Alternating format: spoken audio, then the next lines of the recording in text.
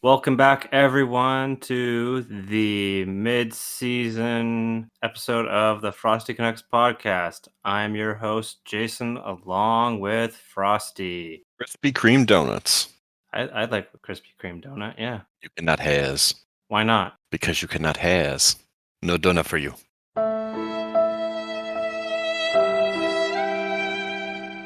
No, I'm sad. Anyway, all video games are canceled from here on out. I repeat, all video games are canceled. I'm sorry to report this. Video games were a fucking mistake anyway. I think everything was a mistake. Social media, video games, every other example of things I can think of is too inappropriate to say on this podcast. Okay, then. They'd be funny to me because of how inappropriate they are, but everyone else would probably get offended by them because they're highly offensive. Y'all can fill in the blanks. Anyway, the reason video games are canceled is because Anthem Next has been officially canceled by EA. 2 years of active... I won't say active. It probably wasn't active. If you say active, that's pretty generous, I think, for the amount of development that was actually taking place in that title. But I'm not surprised by this. Are you surprised by this? Why would anyone be surprised by this? Okay, yeah, so... The writing was on the wall the day it launched, like the week it launched. Well, they were going to try and pivot it into something that was not crap-a-chew, but that, I don't know, that didn't happen. No, it didn't. So, I mean, at the beginning of the launch, there were a lot of issues. They had a roadmap that they did not adhere to, and they basically veered well off course. And then they said, okay, we're going to rehaul the game. It's going to be like a 2.0 patch to fix all the issues. And then they spent quite a bit of time. People were wondering what the heck's happening. Yeah, silence is almost always a bad thing. Yeah, silence is definitely a bad thing. So it was reported that in order to overhaul this, they needed triple the resources that they were currently having. So they had about 30 or so people on the team to overhaul because everyone else was either clearly working on the Mass Effect Legendary Trilogy game that's coming out this year. I'm assuming that's from BioWare. They've got people working on the Dragon Age 4 game, and then they'd have people working on this. And then anything else that they have to, I guess, support. So not that many resources on hand to really overhaul the game. I was going to say, you fucking tried to overhaul a game with 30 people instead of, an entire development team. It would still need to be in active development to actually be completely rejigged. Yeah. Because most of the parts had to be just thrown in the garbage. Yeah, they kind of scapegoated the current pandemic as the main cause, but that's not at all true. I don't. If it was a contributing factor. Yeah, but if COVID hadn't happened, I still think this game would have gotten shit canned. Yeah, probably, especially since they need to focus on the new Mass Effect game that they've teased, the Dragon Age 4 that everyone's been begging for. Actually, apparently because of how bad Anthem performed, they were originally going to have Dragon Age 4 be a live service game, and now they're like, no, fuck it, it's a single-player game again. Yep, they took out the multiplayer component because of how bad Anthem was and how successful Star Wars Jedi Fallen Order, which was a single-player game. That was kind of quoted as kind of the reason why they're kind of letting BioWare do its thing again. And a studio that has no idea how to make online games, online games. Well, I'm sure that didn't... Okay, I guess I should qualify that. The Edmonton studio has no idea how to make online games. The one in Texas has a very long history making KOTOR. They have experience. It's just that both of the people from those respective areas are very bullheaded and decided, no, we know what's best. For people who are not from Canada, Alberta is basically Canada's Texas. So the people there are not, they're super conservative, and not everyone, but generally speaking, there's a lot of conservatives. A lot of their economy is based around oil, and then they also just fucking think everyone else from the rest of the country is dumb as shit, and that everything that they think is the best way of doing things. Our last election, they wanted to fucking Brexit themselves from the country, but every province that was around them was like, no, fucking grow up. What are you morons doing? Yeah, I don't know why they would try and repeat that after Quebec tried to... Oh man, Quebec has been trying to do that for years. I think we should let them fucking separate, and then we should invade them and then take them over again. What the fuck? and then force them to be an English-speaking Oh god, province. There'll be a French so genocide. France will just applaud us. They're like, "Good, you got rid of fucking Canadian French. Thank God." fucking the people in France don't even like people from Quebec. So people will come over from Quebec and try and speak like Canadian French to people from France, and then they'll be like, "I'm sorry, I don't speak English" to them. You're not wrong.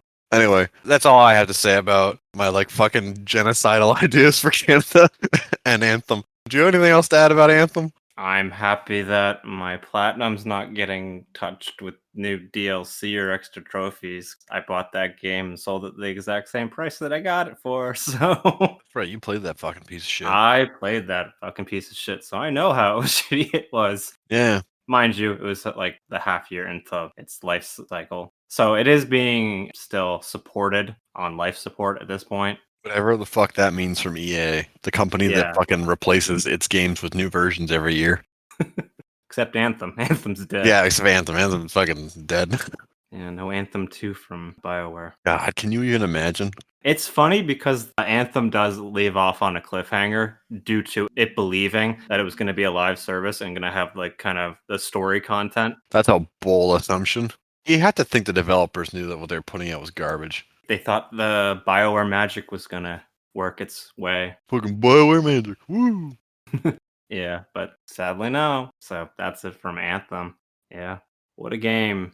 It forced EA to reevaluate. The shitheaded direction it was taking the entire company. Well, because apparently EA was just like, every game has to have a live service. Every game. I think I've explained that before, but it makes sense from a business standpoint. It's just that, like, because games are entertainment based, it doesn't make sense for every game model to be built that way. It's like if you want to make live services, you need to make a game that actually works within a live service framework. Anthem kind of did. It's just that the developers who were making it were complete shitheads about it. So, you know. The only fun part was really being the Iron Man flying around. But even that was on a kind of a cooldown. Yeah, well, I mean, like EA's, I want to say CEO. He actually goes around and like plays the games from the different studios, and every year at Christmas he gets demos of what's being made, and he makes his family like when he has his family over, he like lets the people from his family play them, and then get like feedback. I imagine he's making them all sign NDAs. I don't know about that, but like when he brought the demo for Anthem home, he's like, "Yeah, this game was garbage. No one liked it." And then he's like, "You have," I think it was like Jason Schreier wrote up a whole big article about it. I recommend everyone read it about Anthem's tumultuous development. But he gives them like 5 or 6 weeks to turn it around, and like they put in the flying last minute into their build because they kept putting it in and taking it out, and putting it back in and then taking it out.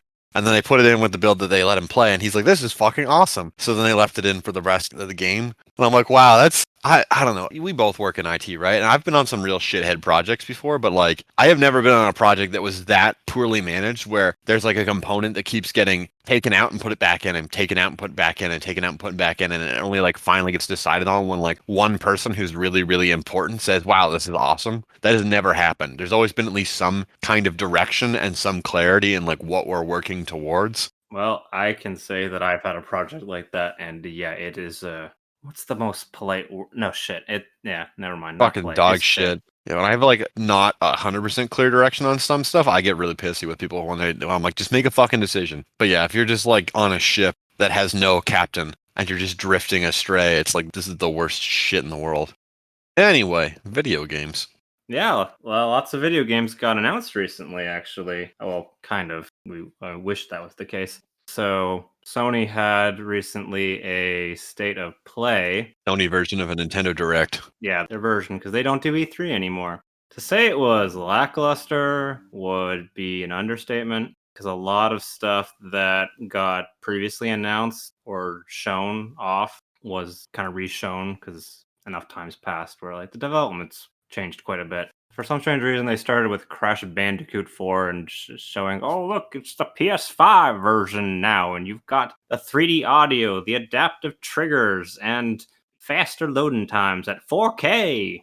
And they showed that off for like 3 minutes of their 30-minute presentation or something like that. I'm like, oh god, this is not setting the tone very well. I'm just going to throw this out there. The fucking PS5 was 100% sold on the back of promises of games to come. PS4 was sold in a very similar way. It didn't have like dick all for A few years, yeah. Yeah, I was gonna say, like, I think it released in 2013. I think 2015, 2016 is when it started to finally pick up with some games that were new that you couldn't already play on the previous generation of hardware. Now, granted, you could play them nicer on the new hardware, but like there was no game, like new games that you needed the new system to play, right? Mm-hmm. You know, it's kind of like how fucking computer hardware is, where it's just like, oh, I can just like I'll play whatever the fuck I want, and when eventually you kind of like are running into some issues, and it's like, okay, maybe it's time to upgrade. I know that not everyone treats computer upgrades that way, but I sure as shit do.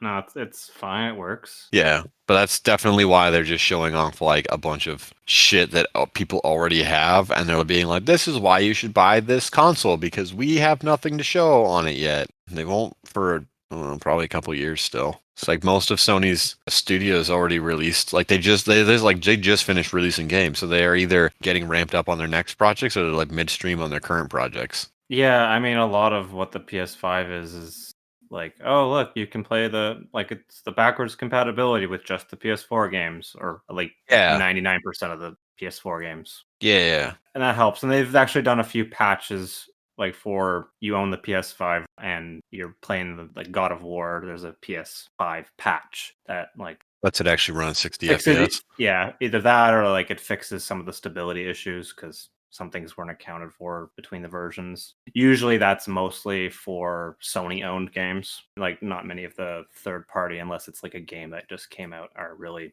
kind of compensating for that. Which makes sense. I mean, for someone who released a game in 2017, there's no real point. It's not been successful for a while to even bother with another patch because that costs Yeah, them money. Because like unlike Steam, where like I think the patches are essentially free, you have to pay Sony to do the patches. There's a big cost for them, and if it's not even worth it, then fuck it. that is a huge difference between at least some of the PC market stuff versus console market.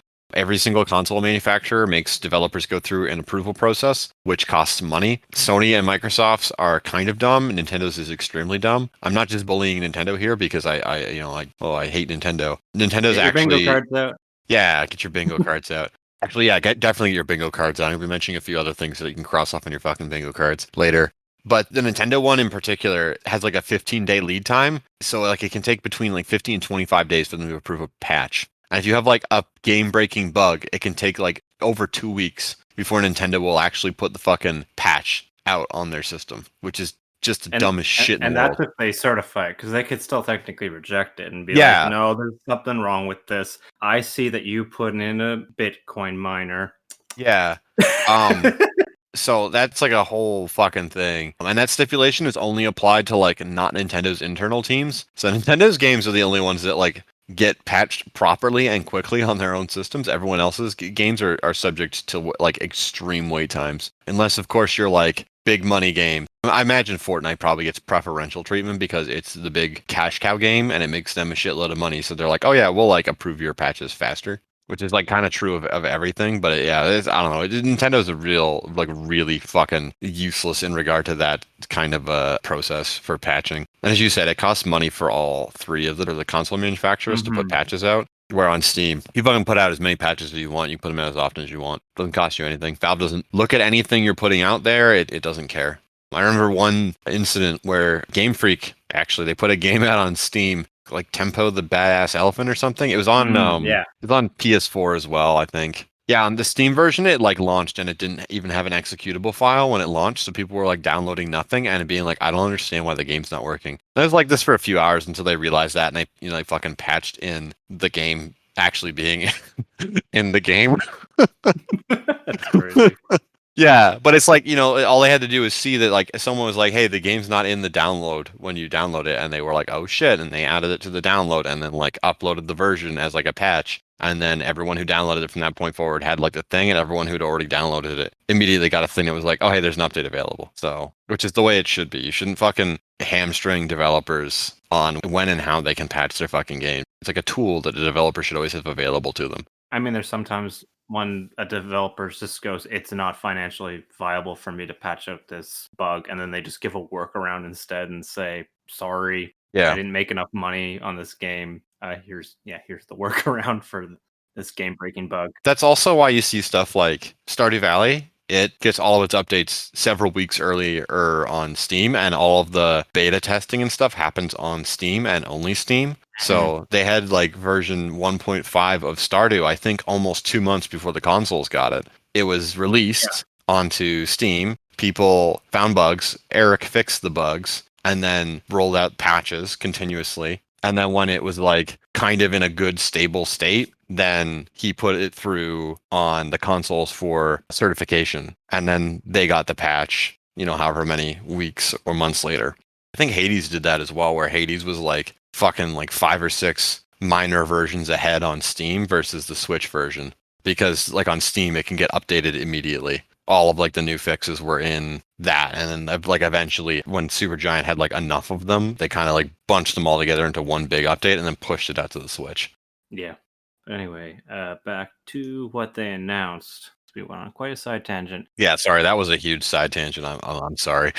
No. It's good to talk about Final Fantasy VII Remake Intergrade, because god damn it, Final Fantasy. Can you explain what that is to me, because I don't understand. So, this is a confusing nightmare. Is it just like some Kingdom Hearts level bull? You don't have to be specific. Is it just like a Kingdom Hearts level bullshit thing? So, Intergrade is essentially the PS5 version of the Final Fantasy VII Remake Part 1 with a Yuffie DLC. She comes to Midgard. She's one of the characters that you get outside of Midgard, so they've changed it even more. Well, yeah, they're already gone off script, so they don't give a fuck. Exactly. So apparently that's like 2 chapters. It's just going to be like extra side content. You can only get this on the PS5. The PS4 version will skip the Yuffie DLC, which Sony's only brought out like 2,000 PS5s, so who the fuck's going to be able to play this? Nobody for a really long time. Okay.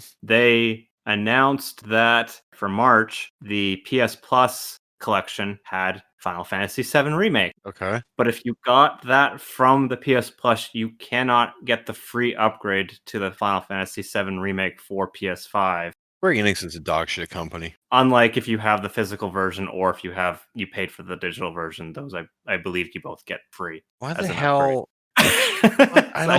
There's so much to explain. That's why don't I just make people pay for the new content and just give them the update, like the fucking graphics update, for free? I don't understand. I can't explain Square Enix. You don't have to explain. I'm just like angry at how stupid this is. Well, then they announced that there was going to be a mobile version in 2022 that basically is going to, I guess, encapsulate the entirety of Final Fantasy VII, probably broken up into parts again. And then they announced the Battle Royale of Final Fantasy VII. What the fuck is this? Square does so much drugs. Why? This is Project Final Fantasy VII, baby. It's going to be like this for 10 years. 10 to 15 years. I'm surprised Final Fantasy 16 is even in development. I thought they'd just be milking Final Fantasy 7 forever at this point. Fucking Jesus Christ. See, I was going to play Final Fantasy 7 Remake if it came to PC. After everything I've heard about it, I really don't want to. And the more stuff that keeps happening, the more I don't want to even touch this game. It sounds like just a fucking trash fire. If it was just the free upgrade, I think it would have worked better. And then maybe if they said the DLC. And then you just like charge $20 for the DLC. Yeah, but it should have been. It looks like it's playable on the PS4. That's part of the problem that people are finding. Because it's like. Yeah, well, I bet Sony probably fucking paid.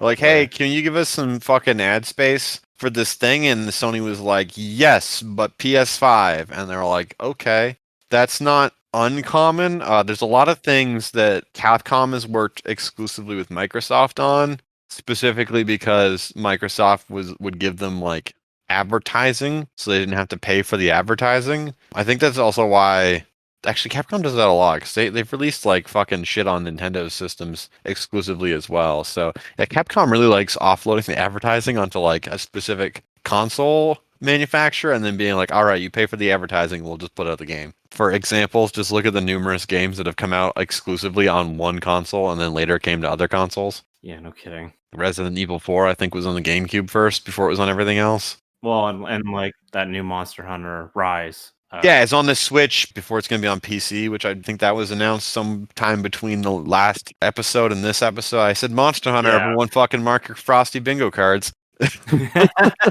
It'll probably come to everything after the exclusivity's over. I have thoughts on that, but we were already. I don't want to keep fucking derailing stuff. We'll go off a quick list. Kenya, Bridge of Spirits. It's apparently it's more of a budget title, so it's got like that $30-$40 price tag. Yeah, So. I was gonna say it already has a pre-order on Epic Store for like $40 Canadian, I think.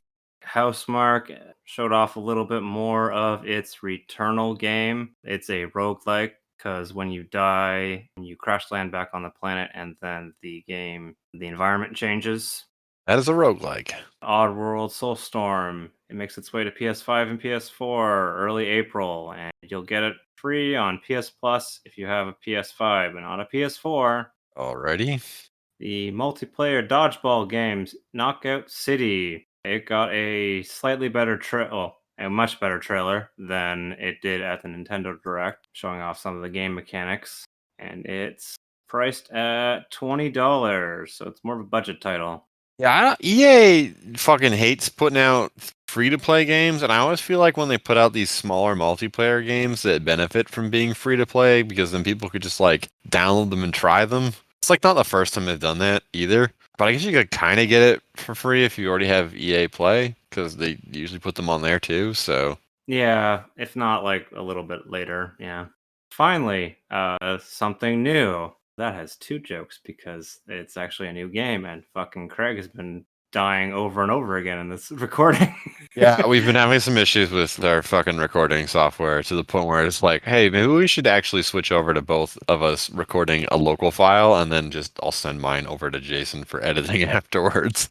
Yeah, there'll be changes after the 13th episode. It was at this moment that he knew. He fucked up. Anyway. So, Sifu. It was announced for Seafood? Sifu, not food. Sifu. The Chinese word for teacher? Yes. So it's like a karate teacher from the Absolver developer. Okay, is Devolver punishing punishing it again? Is Devolver publishing it again? I don't know. There's only really the teaser trailer for it. Okay. It kind of looked like a kind of a corridor like beat 'em up, almost kind of slightly Yakuza style, but none of the charm, I'd say. Well, they're self-publishing it. Cool. Solar Ash from the Hyper Light Drifter developer showed off a bit more of its gameplay, focusing kind of on like movement and like the action-oriented stuff in its world. Okay. Five Nights at Freddy's Security Breach got a bit more shown. How is Five Nights at Freddy's not dead at this point? Because people like my younger cousin exist. He grew up on that shit. He loves it. I don't get it. You don't have to. You're not the target audience. I suppose that's true. And Deathloop got a bit more of a look at that. So in this entire presentation, the only new big budget, or not new, the only big budget game that's coming out like to the PlayStation 5 that they showed off is Deathloop. Yeah, it's the major one that's exclusive to the PS5, yeah. And it's not even... Holy shit. Yeah, it's from Bethesda, who Microsoft bought, so it's gonna come straight to the Xbox Series X afterwards, once whatever exclusivity deal is up. It'll probably be a year. Yeah, probably a year. Oh, hey, it's coming out on Steam in May. Yeah, May 21st, 2021. Oh, fuck's sake, you need a fucking Bethesda account for it. God damn it. Yeah. God damn it. Give them all your info. Yeah, I don't trust Bethesda's anything because of Bethesda. Yeah, Exactly. So maybe it'll be like Doom where I can fucking get away with not having it. So anyway, a lot of people were quite disappointed with that. Bet they were. They didn't tell you anything new, and like I said before, they're probably not gonna have anything new for a while. So yeah, it's got Deathloop, and when is Sprocket and Clonk launch? That's in like June. Okay, I'm surprised they didn't bother showing that off. Yeah, they didn't show that off. I guess they'll kind of show it off maybe closer in May. I guess. Maybe they'll finally show off some Horizon Zero Dawn because the people were really hoping for that. And nope. They're probably not. I know that it's going to sound like weird because that game came out in 2016? 2016, 2017, yeah. Yeah, and then the DLC was 2018. A year is the year later. Okay, so 2017. I would want to say they're probably not far enough along in development. Otherwise, they would have shown something off already. Like, I gotta imagine they're like midstream, but if they haven't shown anything off, then I have to imagine that like development is not going along at a rapid enough pace for them to actually have that game out anytime this year. Well, it's currently targeted for fall of 2021. That's what or late 2021. That's what it was saying. Yeah, and then late will become fucking early 2022, and then mid 2022, and Sony's not. Someone made a joke once, like the Sony delay station. I thought that was funny, and I still kind of think that's pretty funny. But yeah, it happens. Like it is what it is. A lot of games on PlayStation platform get delayed, so not unusual. I mean, and then people were hoping for God of War, and that wasn't being. Yeah, that's not gonna fucking happen for a while. That's not coming out this year. I can almost guarantee that's not coming out this year. Well, did that come out in 2016? 2018, I think. I don't actually know what year any game releases in. With the power of Google. Dumb as shit. So. 2018. Yep. Oh, okay. So that's got a fart's chance in the wind of coming out this year. Yeah. So what do we have to look for? Absolutely nothing on the PS5. Stop selling out so I can get one. You got no reason to even have one, man. I know. I think someone actually put it perfectly on Twitter. It was the scarcity that's driving their desire to get it. Yeah. It's elusive, which makes people want to get it because it's elusive. It's the whole reason why people bought Wiis. Like, people bought Wiis and there's no, like, people didn't even have games they wanted to play on the Wii. They just fucking played Wii Sports. Bowling, tennis, golf. Mostly just bowling. I think tennis was actually either a close second, but yeah. Yeah, I don't know. Is we got anything else for state of play? I'm not big on console stuff, so for me that just looked like a bunch of indie games that are also going to be on PC, and I'm sitting there like, man, if I had a PS5, I'd be pissed off right now. Yeah, no, definitely. Yeah. It's like no reason to have one yet. There's no reason to have one at this time. But what do we have to look forward on the Switch, though, is a bunch of Pokemon games, because the same week, Pokemon was going to wrap up our kind of trilogy of directs. And disappointment, yeah. Well, okay, so I know a lot of people were really happy about the Pokemon one, but Pokemon fans are like, they eat garbage. And I can say that because for years, I, too, ate garbage. I was one of them. So... yeah. It's like anime fans. They'll just fucking take any shit they can get their hands on. This is my waifu this season. Thank you. Yeah, exactly. But yeah, so I didn't actually watch the presentation because I was working. I think you did. I was still off. Yeah. So I did watch the presentation. I was early, or at least in my time zone, early Friday. I got fucking meetings all morning, so I can't fucking watch that shit. I gotta sit through some boring garbage instead. So they showed off Pokemon Snap. New Pokemon Snap. Sorry. Name. Can't forget the new. It's new. Did we tell you it's new? Thank God it's new. So they showed more off about that. They're a show. It's just a fucking rail shooter where you take pictures of Pokemon. Okay, so we've been having terrible technical difficulties with Craig this episode. So you're going to notice we're going to be recording a different way. So... well, like midway through, he died like 3 or 4 times. So we're using a piece of software in Discord called Craig. And he's died like 3 or 4 times tonight so far. After the last time he died, I was like, fuck it. I'll just download Audacity, and then I'll do a local recording, and then Jason has to figure out how to finagle that on top of the other recordings we've been doing. So hopefully this isn't completely fucked. I'll do my podcast magic, just like BioWare, and be able to hopefully resolve this. But we'll see.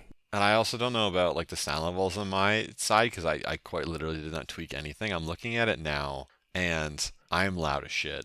I probably need to tweak some stuff on my end, but we don't really have the benefit of that because we're doing it live. So Jason will probably have to finagle a bunch of shit on my recording this week.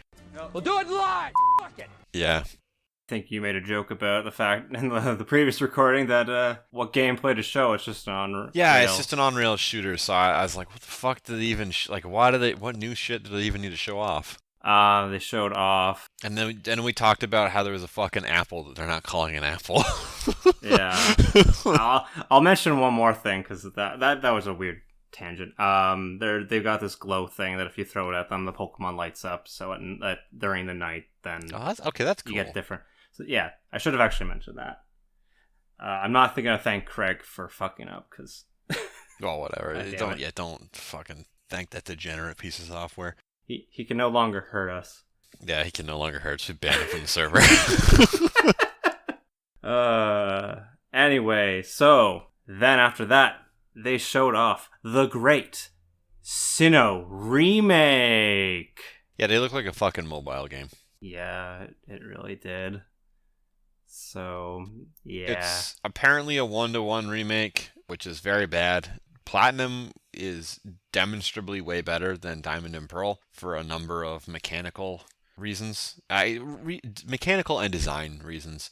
And they're remaking Diamond and Pearl, which, like, in my opinion, are the worst games in the entire franchise. So that's like a huge mistake. I think if they were going to remake them, they should have implemented some of the changes Platinum had, specifically making Fantina the 3rd gym leader instead of the 5th gym leader, and also having the improved Pokedex, because the Pokedex in that game is dog shit. Like, actually. It is, yeah. I think that this is a really misguided remake. I think that there's a lot of improvements that should have been applied to it, and if it's a 1-to-1 remake, it's not going to be very good. Well, it's going to be as bad as as Diamond and Pearl were, which is extremely, in my opinion. So, you know, and not surprisingly, this was a game that the Game Freak isn't actually developing. Like, in-house, it was offshored to a different company with oversight from Game Freak. So, of course, the Sinnoh game got probably the worst treatment, because it doesn't look like Pokemon Sword or Shield. It doesn't even have the same treatment that the Pokemon Let's Go games got for the Gen 1 remake, because they've released that quite a bit. Yeah, they've released Gen 1 a ton of times. They've milked the shit out of it. Yeah. And then, after that, they kind of showed off... the Breath of the Wild clone. Yeah, the Breath of the Wild clone. The Breath of Pikachu. Oh, sorry, Breath of Arceus. Oh, that reminds me of a text-based joke that I saw, and I just remembered. It was a picture of the Diamond and Pearl remakes, and then it was The Legend of Arceus, or whatever the hell it's called. Yeah, and then it was Pokemon Legends Arceus. Which Pokemon game are you most excited for? The one that looks like The Legend of Zelda, or the one that looks like Legend of Zelda? And then, like, beside the Diamond and Pearl one, they had the picture of, like, Link's Awakening. And then beside the Legend of Arceus one, they had Breath of the Wild. That's clever. Yeah, I thought that was really funny. And yeah, like you said, very clever as well. But yeah, it's like the first time that Game Freak's actually making a new Pokemon game in 25 years? Yeah, this was the 25th anniversary. Hey-oh, I got it right. Didn't even watch the presentation. So yeah, that's a thing. Yeah, that's a thing that's happening. It looks like you roam around an open world environment rather, and you can like stealth and you can catch Pokemon, and all of the animations in the game look like dog shit. No one talked about that, but I don't know, I think it's the truth. I think some people have talked about it, because definitely that frame rate was like... I'm not even talking about the terrible ass frame rate. I just like the way that the Pokemon were animated. They were like moving around the environment without actually having any kind of like animation to them. Yeah, hard to say. It looked like a Unity Tech demo or like a fucking game made in... what's that? Donkey made this joke. I'm just rehashing what he said, but what the fuck? What's that PlayStation thing that you can make games in? Dreams. Yeah, it looks like a fucking Dreams game. Like, as far as the way that the creatures were animated in the environments, I thought it looked really, really stiff, and they were just kind of like moving like along axes without actually being animated properly to move across them. Right. People can be angry at me if they want to. I didn't see anything from the trailers I watched after the fact that looks like you should get excited about it. I fully expect them to just fucking not deliver on what this looks like it is, and people to be upset. Well, I expect some people to be upset, and I expect other people to be like, this is what I've always wanted, and I'd be like, wow, you just eating that garbage. Yeah, exactly. And they made a garbage Pokemon, so... Yeah, every Pokemon fan is a Garbodor.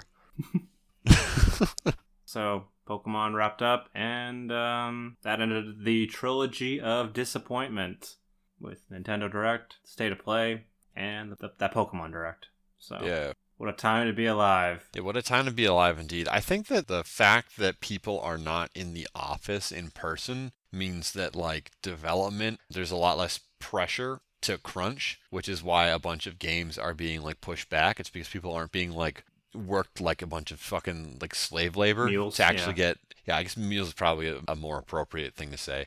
but people are like not being pushed to their absolute like extreme limits to put out these fucking games on whatever the fuck schedule the business people decide on. Yep. I mean, that's probably not a bad thing. It's just that means that unless you like indie games, fucking you got nothing to play right now, or not much of anything to play right now. So that's the kind of the big takeaway. Yeah. Nope. You got yearly FIFA and Madden and all those games to keep you company. Yeah. At least in October. Anyway, we've been talking enough, and we've been distracted by Craig quite a bit. Thomas had a question. Yeah, Thomas's question. So Thomas asks, oh geez, hold on, let me see here. No, I'll just read it. I'll read it verbatim. It's a couple sentences, but I'll read it verbatim because it gives context. Thomas says and asks, more of a discussion point thing, but I've been playing a fantastic FPS game by a smaller developer called Project Warlock. When I look at the Steam community page, there is very little content by Steam standards. With so many games constantly being released these days, we know how important word of mouth is to small developers, but as the player, if you enjoy one of these smaller games, do you feel obligated to publicly sing its praises? Is this kind of public support just as valuable to smaller developers as actually purchasing their game? So it's kind of like a more of a broad discussion point.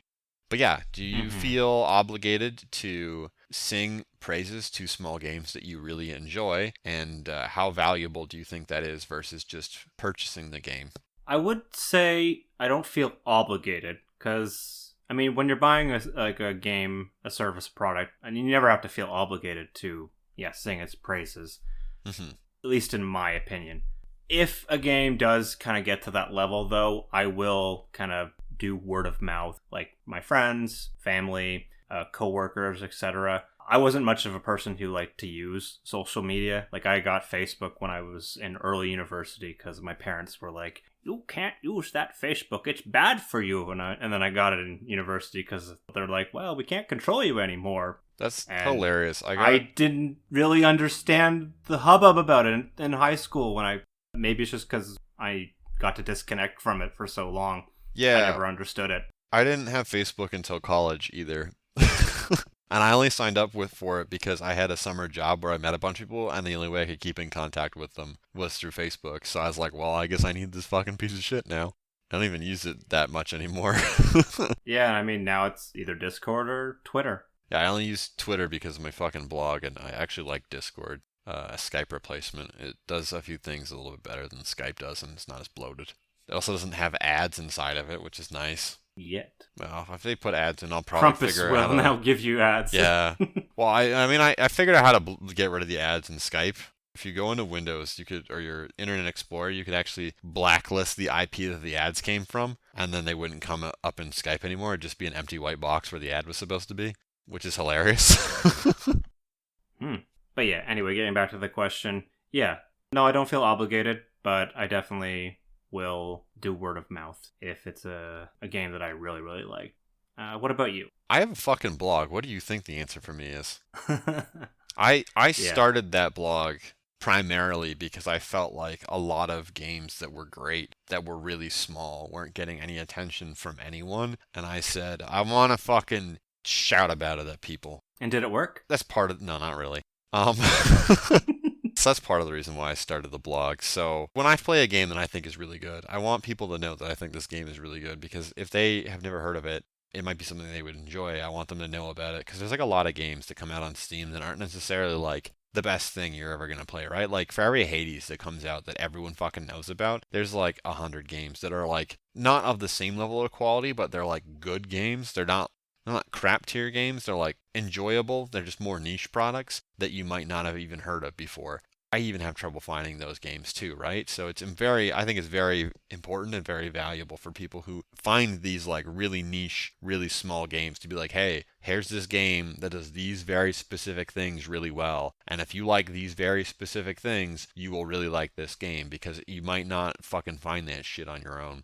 I like to share that when I find a game where I'm like, oh man, this game does, like I said, like this very specific type of thing really well. I think like one good example of that is Baba Is You. That's not exactly the most fucking well-known puzzle game. I think more recently it got picked up a little bit, but it's like one of the best games that came out in 2019, and a ton of people don't even fucking know what it is. No, I mean, the only time I heard about it was from you. Yeah, exactly. And that's why I fucking wrote about it. It did get an entire video from Mark Brown of Game Maker's Toolkit, which I think caused a lot of people who were not already aware of it to know it, because he has an audience of over like 1 million people now. But yeah, I was on that fucking train at the beginning of the year when it came out in 2019. Fantasy Strike was another game I was fucking shouting from the rooftops about, because I thought it was really good as a fighting game that had the tools and the structure to actually teach people about how to get to like the meta level of fighting games. With that, I haven't gone and played any other fighting games, but I was thinking of going back and trying to play Skullgirls. We did have a piece of news that we're going to talk about with it, but it got cut because fucking the recording's all shitty, so you can just Google, you'll find the news. Thinking of maybe going back and trying some other fighting games with those fundamentals that I'd gained from playing almost 500 hours of Fantasy Strike, right? So that's like another game where I'm like, yeah, like this game fills a very niche like pocket, right? So it's like for people who want to enjoy fighting games but have had a really hard time getting over the barrier like I did, this is a game that will, like, it'll help give you the tools, it'll help teach you the skills that you need to even get started understanding the language of fighting games, so that when you play another fighting game, like, it speaks to you, you can actually receive what it's saying and understand what it's saying. Yeah, I mean, like, one game that, like, I would kind of play would be, like, the Shin Megami Tensei games. Oh yeah, those weren't really popular at the niche. time. Yeah. They were very niche. I still think they are. The only one that wouldn't be is Persona, which is like a spin-off that overtook Shin Megami Tensei proper. Yes, for sure. But it definitely has helped to elevate the series as a whole. Oh yeah, for sure. People actually are like, what does SMT even mean? And some people have, like, I think, discovered it because of that. And they're like, oh, this is the series that, like, Persona is from. Like, that's what it's a spin-off from. Yeah. But yeah, I'm like very big on when I find a game that I think is like really, really good, I will try to champion it a little bit. Even if only like a few people end up listening, I still try to do that kind of stuff for the games that I really like.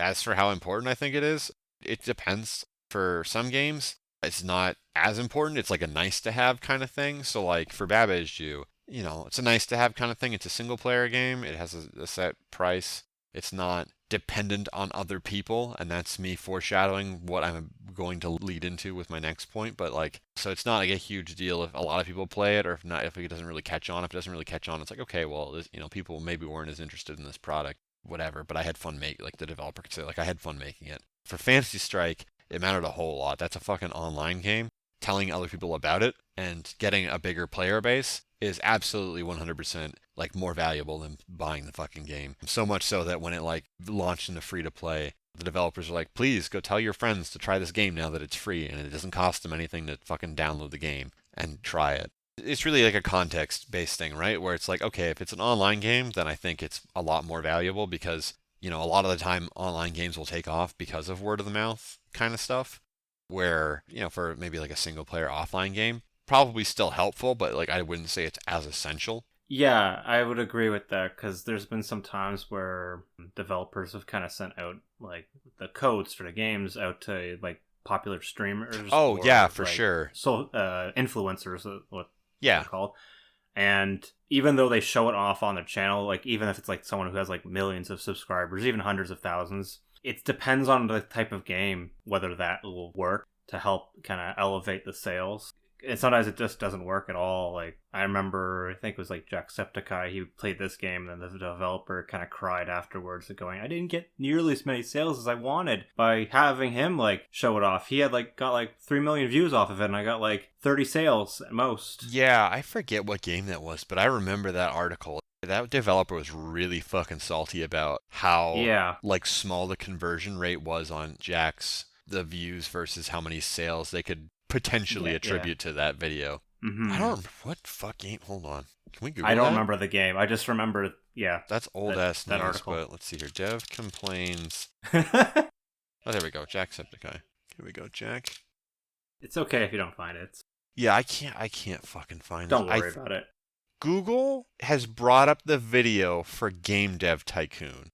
I don't think it was that one. I think it's doing that because of me having the word dev in the search term, but like I don't think that has anything to do with it. But yeah, it's like a story from fucking like way back in like 2017, 2018. Because I remember reading that and being like, well, I mean, like, I don't know.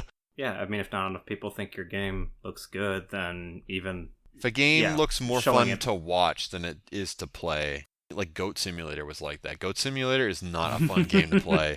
It is not. I don't. If you like it, good for you.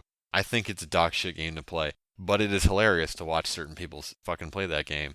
I remember watching the Game Grumps video for it and thinking that was the funniest shit, and then I played the game for like 2 hours and was like, well, I'm bored now. This game is not very fun. Yeah, no, I played it as well. Yeah. Same kind of experience? Same kind of experience, yeah. Yeah. The Amazing Frog, upwards inflection there for the question mark at the end was the same kind of way, where it's like that game looked like it was fucking hilarious when the Game Grumps were playing it, but I'm like, yeah, this game is probably like Goat Simulator, where if I actually play it, I'm gonna be like, what am I even doing? So yeah, I don't know. Ultimately, I feel like this kind of thing comes down to a person-by-person basis. I wouldn't say that I feel obligated to sing praises for things, but when I find a game that I really enjoy, and I have like that passion for it, I want to actually go out and like introduce people who may not have heard about the game to this game so that they can play and enjoy it. I think Crosscode was like another example of that. Like it's a hybrid between like a JRPG and an action RPG. The story is like very JRPG, but actually good instead of actually crap, which is what most of them are. Spicy fucking opinion there. You can cross that off your Frosty bingo cards. And the combat is like a Diablo-style ARPG, and then it's got like Zelda-style dungeons. It's a fucking fantastic game.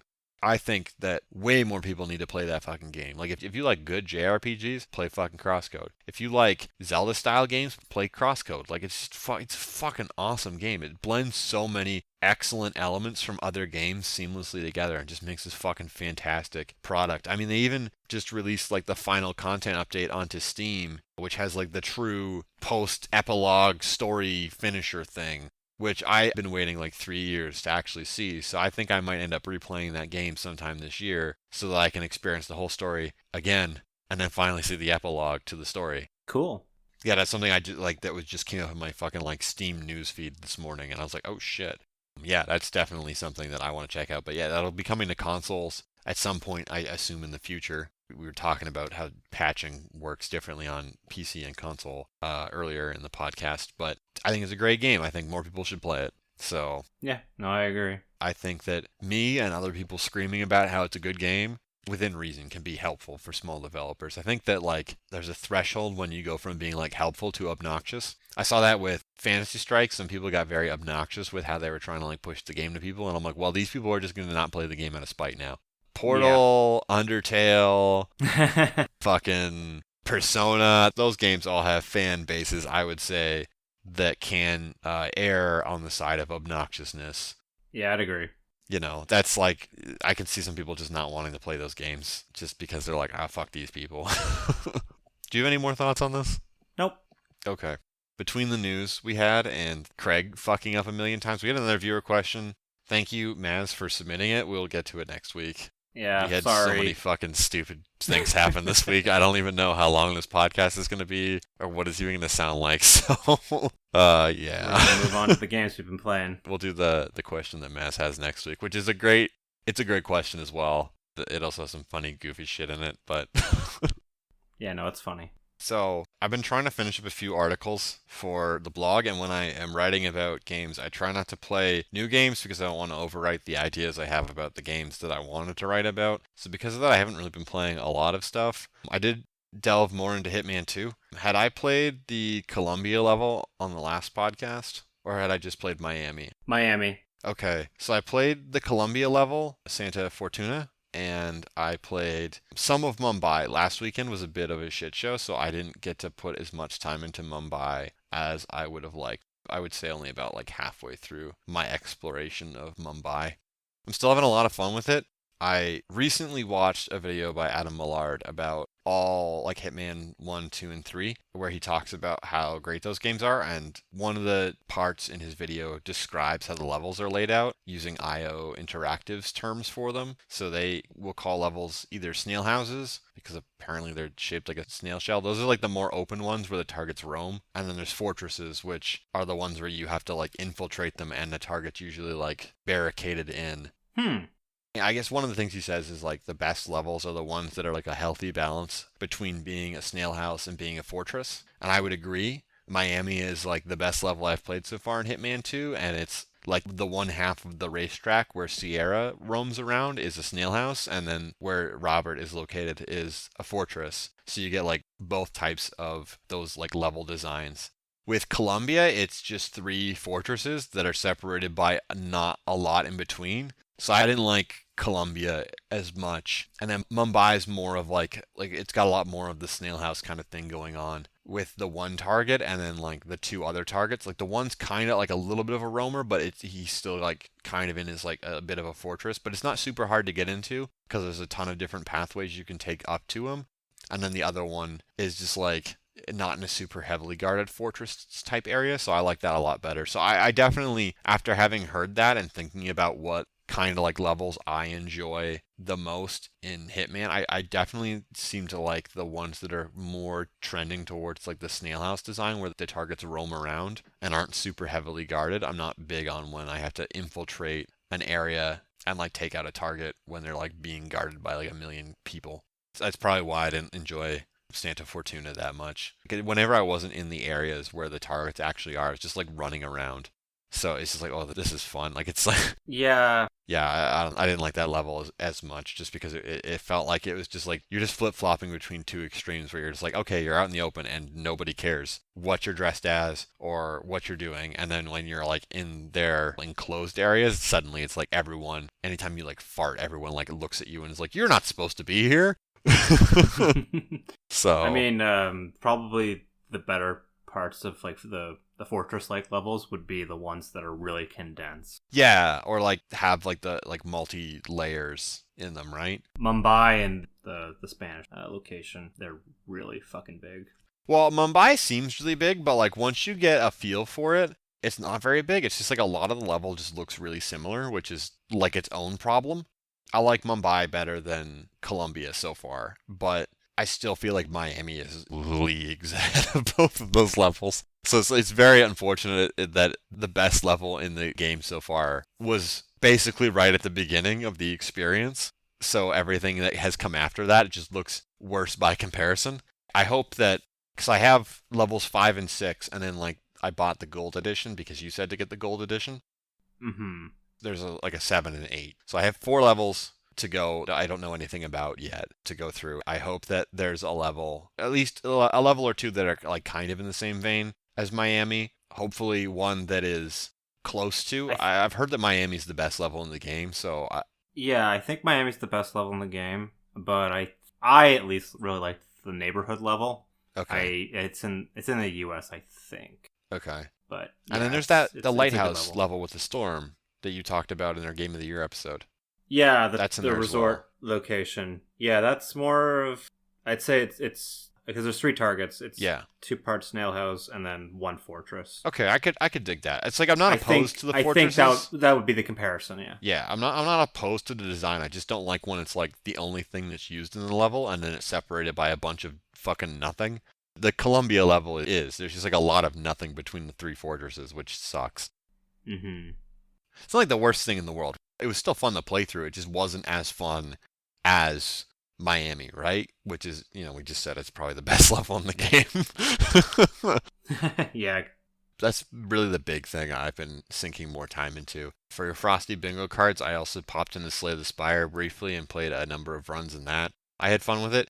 One of the things that is very interesting, in a world where I've played Hades, you can mark your bingo card for that, and it's more action-oriented. I felt like in Hades, you have a lot more control over the outcome of your run. You can get complete dog shit drops, but you can still win in Hades. At least I found that you could still win in Hades, regardless of what kind of shit I got in the run. Certainly it was easier or harder based on getting like a really good combo, but I could still brute force my way through by just like playing really, really well.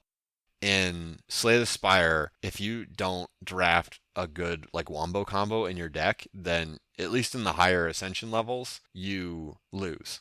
In that way, it's like, oh man, this feels a little bit more luck dependent. I can't just force my way through this by playing really well if I don't have like a good combo in my deck by about the middle of the run. Like my run's probably not going to make it much further than it's going. And I get like that finding those like crazy combos is like a big part of the game, but it's still, it doesn't feel as good as Hades, where it's like, oh yeah, I can just like action my way through all the problems in this game. What would be like your recommended kind of level difficulty for that? Because isn't it like 20 or so? Yeah, Slay the Spire goes up to 20 Ascension levels. I would say don't ever go any higher than 15. That's when most of the player base agrees that the game gets too luck dependent.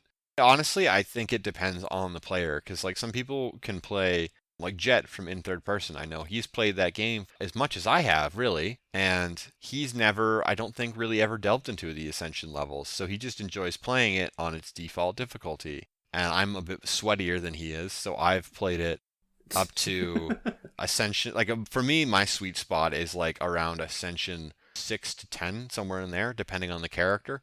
That's where I like it the best, because it makes the enemies hit a little bit harder, so I have to play a little bit more carefully. When it gets a little bit higher, then I also have like you start with like a garbage card in your deck that you have to account for as well, which there's just extra wrinkles and things. So I find that more compelling, but obviously not everyone else is going to find that, like, as enjoyable as I do, right? Mm-hmm. So yeah, I think it's really dependent on the person, but yeah, for me, the sweet spot is, or I guess the one thing, like Ascension 1 adds extra elites onto the map, and I would say that like that is probably the sweetest sweet spot, because you can just like raffle stomp the elites in the base difficulty, because that's just it adds more elites. So they don't hit harder and they don't have extra health, which is what they get in higher Ascensions. And when that is the case, you can just get like a ton of relics really, really, really early on in your run, and then just raffle stomp the rest of the run, which is a great way to get the secret ending with every character. There's a Frosty Light pro tip for you. Cool.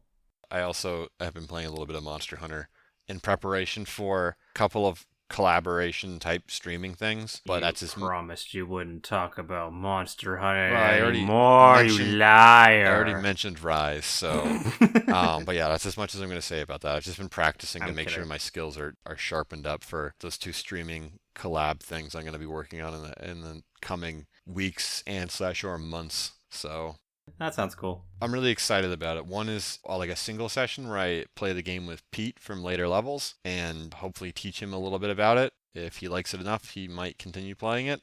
And the other was for a collab with Megan Plays Games. Or I guess I should say Megan from Megan Plays Games. Sorry, Megan, if you listen to the podcast. She's like a FromSoft game expert. When I've been watching how she plays Sekiro on her streams, I'm like, man, you like know all of these bosses to a T. You know like exactly when to do all the. It's crazy. She'll get through most of these bosses without taking a hit, or she'll only get hit once because she's practiced them so much. And I think that she would really enjoy Monster Hunter. It's just that Monster Hunter is more complicated control-wise than FromSoft's games are. They're usually dodge and block and hit, and that's all you have to worry about. There's no like combos or anything. That'd be correct. Yeah, which is something that Monster Hunter has going on. And I know that she wrote a review post at some point, I forget when, about playing Devil May Cry 5 and really enjoying it. And I thought Devil May Cry 5 was like a little too basic, or it starts off a little too basic, so I didn't enjoy it as much because I felt like half of the game was just like really watered down. I had the thought of, okay, well, I've never played Dark Souls, and my biggest problem with Dark Souls is that, like, there's a huge learning barrier for, like, the technical side of things. I can combat my way through stuff, but, like, I get really irritated when I look at a game and I can't figure out, like, what its systems are or what its stats are. And if the answer is to go to a fucking wiki page for everything, that pisses me off. But if I have a Sherpa who can explain things to me as I'm going through, that won't piss me off as much, because I can be like, what's this? And they can explain it to me, right? And then I'm like, if you did that for me, what if I did the same thing for you while you're playing like Monster Hunter? So I can like teach you how to do like combos and shit, and like get over some of like the crazier, dumb, not explained very well shit that's in Monster Hunter. So that was the idea I had. And I hadn't actually brought this up anywhere else, but we did agree that it was something we wanted to do as like a collaboration type thing. So I'd be streaming Dark Souls, and she'd be like teaching me how to play Dark Souls, and she'd be streaming Monster Hunter while I teach her how to play like Monster Hunter. So cool. Yeah, I thought that was a really neat idea. I think it'll be really fun to do, especially because I kind of always wanted to get into FromSoft's other games. So yeah, Dark Souls is a good one to start with. I think you could probably skip 2 because that's. Yeah, I was probably just gonna do like just Dark Souls, just the once. The only thing that sucks is that like the remaster only runs at 30 FPS because the game's physics and shit are tied to the frame rate. It doesn't even run at 60 on PC, but whatever. Oh dear, I didn't know that. It's the reason why Bloodborne doesn't run at 60 either. They tied fucking game logic to the frame rate. If it was at 60, everything would move twice as fast. That just sounds like extra hard mode. Yeah, it would be. Yeah, because it's some fans would like that actually. Probably. There's easy mode and there's hard mode. Yeah, well, that's just it. It's like one of those things where normally having 60 FPS means that you have twice as many frames of like animation to react to something. If the game's programmed to run at 30 FPS only, when you run it at 60, internally the logic of the game still runs the same, so it's just everything just looks like way the fuck faster and moves way the fuck faster. It's pretty ridiculous. There's a ton of bad Japanese game ports on Steam that are like that. I remember before Monster Hunter actually got on Steam, there was like a off-brand Monster Hunter kind of game. I can't remember the name of it. It was a Vita port though, and there's God Eater. Not that. I know what God Eater is. It's something that started with a T. I'm sure there's some people who immediately already know what it is based on that description and are shouting at their fucking whatever device they listen to this podcast on with the name. I think Tokiden sounds like kind of what I think it is, but I don't think that's the right name. Oh, yeah. Yeah, no, I think you're right. Am I right? It's about fighting demons. Yeah. No, I think you're right. Or at least it's something. If you're not pronouncing it right, you're saying it close enough. Yeah. Or Tokaiden or something. Yeah. But yeah, Total Biscuit did a port report on that game. He was running it on his FreeSync monitor with an uncapped frame rate. So the game was running at like 140 to 160 frames per second or some shit. The monsters were just like flying across the screen and the character was just doing like a Sonic the Hedgehog run everywhere because the game was programmed to run at 30 FPS. So like when the frame rate was increased, everything just fucking moved faster. That sounds incredible. Yeah, so like the monsters were just like flying, or demons or whatever, were just like flying all over the screen, and like your character did like a Sonic run everywhere. It was fucking hilarious. Not good because people were spending money on this product that clearly didn't work, but also hilarious because it's just like, look, what is this? What the fuck is going on? Anyway, I've spent enough time talking about things that don't actually matter for the games we've been playing. What have you been playing, Jason? I've been playing some Marvel Spider-Man. Did my second playthrough. I'm gonna say again, and yeah, you just answered that. Yeah, this is the trophy run. This is the DLC and a new game plus and a difficulty trophy run. Okay. It never goes down below the $25 price tag, and I was just like, you know what? I feel like Spider-Man, but I don't feel like paying for the Spider-Man Morales game just quite yet. So this is gonna whet that appetite. Yeah. So it really does make you feel like Spider-Man. Oh my god, get the fuck out. At its core, Insomniac Games' adventure strives to make you feel like Spider-Man. Thank you, IGN. But yeah, so I hadn't ever played the DLC, so I guess I'll mostly talk about kind of that. You say DLC, you mean the Miles Morales stuff, right? No. There's a season pass with the original Spider-Man game. Oh. It's like called like the City That Never Sleeps, and it's all about this kind of power struggle over New York that's happened because of the events in the first game. Like it's set like, I don't know, like 3 months, 6 months afterwards. So there's actually a little bit of story that could be necessary for the sequel. I don't really know. There was a couple characters who changed quite drastically with their motivation. Like one was, I shouldn't probably say it because that's spoiler. Yeah, I might not want to get into that for spoilerinos. Yeah, so I'll skip by that. But anyway, they change quite drastically over the course of those events, and I wouldn't be surprised if you kind of needed to know that for whenever Insomniac releases Spider-Man 2, whatever Electric name they Boogaloo. give that. Electric Boogaloo, sure. So I'd say this DLC is about like a 5 to 10 hour campaign. It's over like 3 portions. So first one's kind of focusing on a heist with Black Cat and kind of the interactions with her and... What the fuck is Black Cat? Jewel thief, basically. Is that like the Marvel version of Catwoman? No, she looks kind of... Well, maybe. Is it a woman walking around in a black gimp suit? No, you're right. I'm sorry. I don't know superhero things, man. Neither do I. Then the second one is about this mobster called Hammerhead. He's got a piece of metal in his head, so he basically will headbutt anyone and basically kill them that way. Okay, what the That's his fuck? trademark. All right. He's picking people up in one of the scenes and just going, "You're dead," with my vibranium skull or whatever. So he's hammerhead because he's like a hammerhead shark, or He looks very deformed, yeah. or is it okay? And then the third one is kind of dealing with some of the fallout from the second one. And I'll skip that one because it's kind of the climax of that whole story arc. All right. Overall, the DLC is pretty good. I think for the $30 or $40 price tag, it would have been quite disappointing. What the DLC does is it doesn't really improve over the main game, which is kind of a problem. Like, it's good, but it's not like... It doesn't reach the same level that the main campaign does. It doesn't hit the same heights.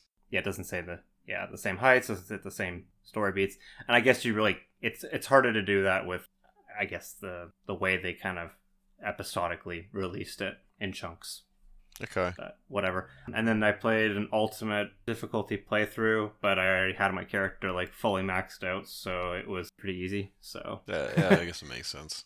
one thing that was kind of funny was you notice that there's a pacing problem when you're just doing story missions, because Spider-Man will be like, oh, I gotta go around the city, and then, like, even the game will tell you, you should go do some side stuff, and I'm like, I'm just finishing the main story, and then you just have to wait for it to give you the next story beat. Like, even in New Game Plus, when it really should just be like, you go to the next story beat, you go to the next story beat if you really feel like it. That's interesting. So there's a bit of a pacing problem. Like, it's not too bad, because it's like maybe like 4 to 5 minutes, and then the next story mission will come up, and you're just kind of swinging around anyway, maybe collecting a few things. So it's not the worst, but it does break the flow. And I didn't notice that in my first playthrough, because I would do the side stuff. Yeah, I was gonna say, you had shit to do. Yeah, you had shit to do, but yeah, on a New Game Plus, it doesn't really work as well if you were just strictly focusing on finishing story missions, which those are definitely the highlights. This really was kind of the Arkham of the Spider-Man games, and Insomniac knew what the hell they were doing with the Spider-Man license, because controlling Spider-Man, it really does make you feel like Spider-Man. I did it twice. The only good modern Marvel game to come out. Yeah. That's a shot against the mobile games and that trash fire that Crystal Dynamics released. You want to know something funny about that Avengers game? They made it even worse? They've made it even worse. Yeah, Maz sent me the headline for that. Yeah, I was going to save that. But yeah, no, they're going to make it more grindy. Yeah, that's a great thing to do. The cosmetics are going to be less random, and I'm like... That's a great thing to do in a fucking game that's already having a hard time retaining players. Yeah, make the grind to get to level whatever the cap is. Let's say it's 50, even bloody harder. Like, yeah. God damn, I don't know what the hell they're doing with that license. Neither do they. Yeah, it was a shitty time to release anyway, because it was COVID. And clearly it needed a lot more polish, because... Yeah. What was it? The Hulk said disgruntled grunt. Oh, in, like, yeah, that's fucking... the robot voice. Text-to-speech. Disgruntled grunt. It was just missing. Yeah. Oh my god, that's the funniest thing to come out of that game. It should have just been the fucking grunt. You don't need to have text-to-speech say that it is happening. Oh, man. Oh, Breath of the Wild. You playing Breath of the Wild. Oh, I actually didn't end up getting to play Breath of the Wild. I forgot about that game. Don't get mad. That's a good sign. Holy fuck. I just got distracted by some other games. Like I said, that's a good sign. Well, yes and no. I played Twin Breaker, a Sacred Symbols adventure. Oh, for fuck's sake. Do you really need to mention that? Oh, no, I'm mentioning it. This is my therapy session from it. I really don't fucking like this game. I don't think it handles very well. Why I bought it was because it was on an indie sale on PlayStation, and I thought I'd give it a try because it was like more than half off. The levels where there's only the 2 panels, I think those kind of, for the most part, work. The ones where there's 4, so I'll explain. It's a brick breaker game, right? Yeah, it's a brick breaker game. Yeah, I should have explained. So the 4 panels, there's 2 like horizontally and then 2 vertically. And you'll have to control the left stick that controls both one of the upper ones and then one of the down ones, going like left to right and up and down, and then vice versa on the other side. What the fuck? And my stupid caveman brain can't fucking figure it out. Like when the ball is just going wherever the fuck it wants, like I cannot react. Those were the hardest levels to finish, and there's like I think 10 of them, and I fucking despised them. like they're just so hard to like figure out. I don't think the power-ups are really all that, like, they're fine, but they're not that good. There's this scarab or this monster that will home in on your panel, and it will punish you by lowering your score, making it slower, and making it shorter. And it homes in on you. And if the ball's just gonna be like near the scarab, then you're already fucked. So it doesn't feel very like fair at all. You were also saying in the chat before we were talking about this game, you like get fucked over by the power-ups in some levels, where like you'd play a level and then fail it, and then if you just got like a different configuration of power-ups. Oh yes. In the future run, you just breeze through it, and it's like, well, okay, that's all right. Yeah. Thank you for reminding me. Yeah, if you just had like a really lucky setup, because the power-ups are all random, you can just get like an A rank, but like you could be playing that like for 30 more times and just get like C or whatever the other ranks are, and just be like, oh, for the love of God, please end. Because there's some that are like phase through every brick and it'll just destroy it, and so instead of having to hit it like 5 times, it's just like a heavy ball and it'll just get rid of them all. And I'm like, okay, that's cool, but I didn't get it on any of my first like 5 runs that I was trying to get through this level. Thanks for being that fucking random. Yeah. It's probably the main reason why Brick Breaker games pretty much died. I think the last time I ever played one was on a BlackBerry, so that's how fucking dead it is.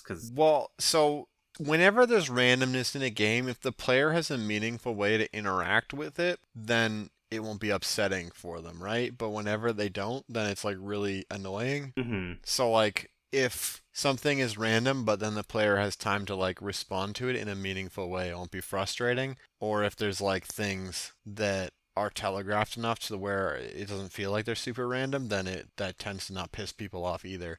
It's like I can't. If you have random power-ups and there's no meaningful way for players to like get through a level without, like needing those power-ups, then there's a smart version of the way to say what I'm trying to say, and I'm sure that most people listening will have figured it out already, but I can't. I just can't fucking figure it out right now. Well, yeah. And part of my problem is I don't remember if Brick Breaker ever had a fucking time limit on it. So like you have a time limit of like 3 minutes. It's an arcade game, so probably. Maybe. But like it's got 3 minutes, and then like things on the side will just come out and destroy the rest, and like if those destroy the other bricks, then you lose points, and you have to have a positive score, because you can't actually get a negative score in Brick Breaker, apparently, at least in this one. Oh, okay. Like one level I just gave up, and it was just like -400, and I'm like, okay, that's fine. You can't aim the ball at the beginning. Like I can't go, I want to go that way. You have to like kind of position and roughly know what angle it's going to go on. And sometimes it just, at least I don't have a good feeling of it. So it just veers off to the left and fucking goes apeshit. You want your balls that way? The hit single from the 90s boy band, the Backstreet Boys? I don't remember that one at all. That is a joke that like fucking 2 people are going to get. I didn't get it. Yeah, that's only one of us in this, so that's who's fine. The other lucky one? No, I mean like 2 people listening are gonna understand that. Maybe more. I don't know. Oh well. But yeah, so you really fucking hated this game. Oh yeah, no, it's definitely on my shittiest games that I have played list. This year. Yeah, no, it's definitely on the top. Did you? Sorry, what was it? Colin Moriarty. Colin Moriarty, and I was gonna say, did you know that Colin Moriarty was like at least partially involved in the game before buying it? Do you know who that is? No, I know. He was part of IGN at one point. Yeah, and then he broke off into Kinda Funny, and then he left Kinda Funny and over some does his own thing. # drama alert. He does a podcast now called A Sacred Symbols. Yeah. That's where this game kind of, or at least its title, is from. Yeah. No, he And then Chris Raygun, which I like his content. It's pretty funny sometimes. I'm not familiar with Raygun stuff, but I knew who Colin was already. I know some people who've played this game because it was made by him, and they were like, it's like okay. Or Thomas, regular listener and question asker on the podcast, said it was fucking dog shit. So Thomas, we're in agreement. Woohoo! Yeah. Yeah. So I'll move on from that, because that game, I know. Fuck this game. Yeah. So I played a game called Evoland. I actually know what this is. And yeah, you said you knew what this was. This is a game where you basically get game mechanics throughout the adventure. So, I'll give it a kind of brief description of the first area in the first game. You only have the ability to go right, and then you pick up a chest. And then that one says, you can go left now. Then there's another chest. And then you get that chest and it says, okay, you can move in all 4 directions. So with getting the chest, you progressively get more gameplay. So it'll start off in 2D, no textures, black and white. And then it's oh, you got the color. Now you got the music. Now you got this, that. And eventually it gets into part where you're in 3D, kind of the same style as Final Fantasy VII, where there's the backgrounds that are already preset. Yeah, it takes the name Evoland very literally. So it's Mm-hmm. you slowly evolve in the same way that games have evolved over the period of 20 or 30 years. I don't know how far in it gets, but it starts off from roughly, yeah. bumblefuck nothing to I know it finishes somewhere in 3D. Yeah, it doesn't look great in 3D, but the whole point is kind of a goofy little game. Mm-hmm. The first one clocks in at about maybe, I'd say 3 to 4 hours for your first playthrough. Okay. And then I did a really quick cleanup one where I was trying to they've got some hidden collectibles, and it was easier just to restart from scratch. And that took 2 hours. So okay, it's not a whole lot of meat on that game, but this Evoland collection also contained Evoland 2. Which I that believe one is the meatier of the 2 games. That one's the meatier of the 2 games. That one clocked in at about 15, 20 hours. Yeah. With getting all the extra side stuff within that. That one does it a little bit better with the evolving. So you start off in present and it's kind of better 2D graphics. And then there's a time traveling mechanic where you'll go 50 years in the future, and then that one you'll be in 3D. And then if you go far into the past, you'll kind of be looking like GBA Pokemon kind of graphics. And then if you go even farther in the past, it's Game Boy, not even the Game Boy Color kind of graphics with the sprite. So that's kind of a visual way of kind of, assuming a lot of people played Pokemon. There's not an insignificant number of people who have played Pokemon, but yeah, assuming that the fucking people who listen to this podcast have played a Pokemon game before. Yeah, I mean, that's the best way I can describe it. Yeah, so I really like that the evolving is tied to the time traveling. I think that's kind of a neat idea. Other than the tutorial area, they don't really kind of do the same things with the chess where it's oh, you got the ability to listen to music now. Thank God. They kind of go away from that and they actually put in a little bit of a story. No random encounters. It's all kind of action oriented. And then this one also changes gameplay quite a bit. So there's one where it's a Fire Emblem kind of tactics game, and that's okay. And then there's a beat 'em up, kind of Streets of Rage, or I think one of those kind of fighting games. Streets of Rage would work as an example. Yeah. And that's okay as well. So you're going to notice a trend here. So it does a lot Everything of the things game does. very okay, but nothing really well. It's Jack of all trades, master of none. Yeah, thank you. You're welcome. That's kind of the main problem with it. I conceptually like the idea, though, that the game's kind of evolving. Unlike Chrono Trigger, which would be kind of the comparison to the time traveling, whereas that kind of stays with the same art style and just changes the locations, going prehistoric, going to the future. The planet keeps changing with the times. This one changes the graphics with the times. And the mechanics, it sounds like. Overall, yeah, kind of the mechanics. So I think Chrono Trigger is much better in the fact that it kind of stays the same with the mechanics, but then changes the environments. I think that works a lot better. But Evoland, I would say, is just kind of, it's good. At least the second one is it's fun enough that it'll distract you. Okay. And last thing I've been playing recently has been A Plague Tale: Innocence. Rat King. Yeah, Rat King. That's what my wife and I keep calling the boy. If that's a spoiler, I'm sorry, I didn't know that yet, so tough shit. Wait, what? Oh, if he actually is the king of the rats. I don't know. I haven't finished the game yet, so okay. I can only kind of do I'm about I'd say 2/3 maybe done. Maybe he's a gray seer and he's got a bell in his pants. I don't know. That is a Warhammer reference that exactly 0 people listening to this podcast will get. Including myself. Yet again. I swear I know video games. It's like a board game, but yeah. Anyway. Fuck. Well, it's Warhammer, right? I know it from the Warhammer spin-off video games, but anyway, continue. The Rat King game. Yeah. So this game is kind of a stealth game, that's got a bit of escort kind of quest mechanics, which God, that's going to sound really bad. Fucking awful. But it's handled okay because the overall puzzles are very, I'd say, basic. Okay. There's not a lot of... They're basic? They're basic because, like, even I was... They visit Starbucks and get a fucking venti every single time? God fucking damn it. No. Starbucks is closing stores now. Good riddance. They're not doing well in the pandemic. I bet they're not. Is anyone? But anyway, yeah. This is set around a plague. Mm-hmm.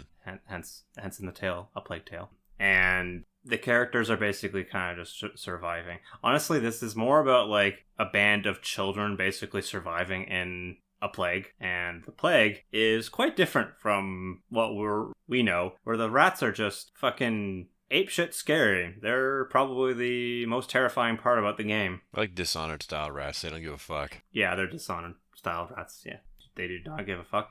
Their introduction is probably the funniest because this old man definitely knows that there's the fucking rats. Doesn't tell the kids what's happening. That's supposed to be the big surprise. And he goes away from the light and he's just like, oh, I hope my friend's okay. And then he hears the rats. And he's like, I need the light. And he starts shuffling like closer and closer. And I'm just like, are you dumb? You know what's fucking happened. You even said, oh, me and Father Johnson, we're the only two alive in here. So I'm laughing my ass off. So is my wife. This game sounds like it's going for this. a very serious tone, but it kind of fumbles the delivery and ends up being like kind of like Uncharted. Fun, yeah, like Uncharted gets that way sometimes, where some moments in the game are supposed to be super serious, like character climactic moments, and I would just fucking erupt laugh. Or Tomb Raider is the same thing, or I just fucking erupt laughing at them because I'm like, this is so stupid. Honestly, I think that works in its favor because oh boy. Oh, it's just kind of funny. There's a lot of the mechanics where you need to, like, lure the rats to guards and, like, get them to gobble them up so that the guards get the fuck out of your way. Okay. There's some good stuff about this game.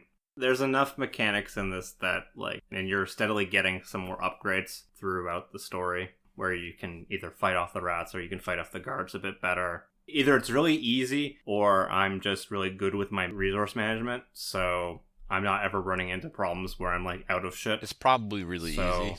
I think it's probably really easy. If I remember correctly, it's got, like, a 50% of people who play this game actually get to the end, like, finish all the chapters. Oh, yeah, then the game's fucking easy as shit, then. The game is really easy. Not to knock you, because I know you're probably better at games than I am, but, like, yeah, if that many people finish the fucking game, then it's probably super duper easy. Yeah, it's either really super easy or it's really, really good. Yeah, it's not that there's anything wrong with that. It's just like a lot of the reasons why people will stop playing a game is if they like hit a block where they can't get past it, and they'll just be like, oh, fuck this, and they'll just put it down and never pick it back up again. Yeah. So in that regard, it's really easy, but I'm enjoying the story, even if there's some goofy parts. Even if there's parts where I go, why the fuck would you do that? That makes absolutely no sense. Okay. It's kind of landing enough where I think, yeah, it's a really, really good game. And if you can kind of pick it up for, I'd say the $15 to $20 price tag, even maybe $30, I think it's worth it. What about the Xbox Pass? Oh, I didn't know it was on there. Yeah, it was the last time I had subscription for it, anyway. Cool. So if you get it that way, give it a whirl. Yeah, because if you don't like it after the first little bit, or you think it's a bit too gruesome, then stop. Because, I mean, it's set during the Black Plague, essentially. If you know some history, the big plague, you know what the fuck happened. Yeah, a bunch of rats gave people diseases that could have been fucking dealt with modern penicillin and taking a bath. Yeah, one thing I did find really funny was there's, like, they're in a village, and then she's like, don't touch that soap. And I'm like, that's, like, probably the best thing to grab. You should grab that. Why aren't you fucking grabbing the soap? Those peasants were... He tells the little boy, like, stop. Don't do that. Peasants and I'm were like, dirty. I guess. But, so when you get to that town, like, everyone's telling you to basically fuck off, but no one's telling you there's a fucking plague. Like, you have to, like, realize it, but the player knows what the fuck's happening. It's really funny. It's the same as fucking right now. People won't tell you that fucking pandemic's happening because they don't believe it's happening. Well, some people, anyway. I didn't think about that like that. Well, yeah, this is about the same then. Yeah. Anytime there's a fucking pandemic, there's a bunch of people who will deny there's a pandemic, and a bunch of them will die. Fucking shit just got too real there. So I'd say this is kind of on the top end of my list for this year. Okay. I'm enjoying it quite a bit. But with that, and no longer having to deal with Craig, this is the end of our podcast. Yay. I have no idea how long this will be or if this will be any good, but thank you for listening, regardless if you've gotten to this point. Yeah. You can follow us on Twitter at the Frosty Canucks. You can follow us on any of the platforms we are on, such as Anchor, Spotify, or Stitcher. You can follow myself, Jason, at Javum Animation. That's JAVM Animation. I post some stuff like what I've been playing recently, what I think are the pros and cons. I've got to catch up on a few of the games that I've talked about today with some posts, so look forward to that. And with that, Frosty. I write pretty regularly on my blog. I was talking about having written some posts.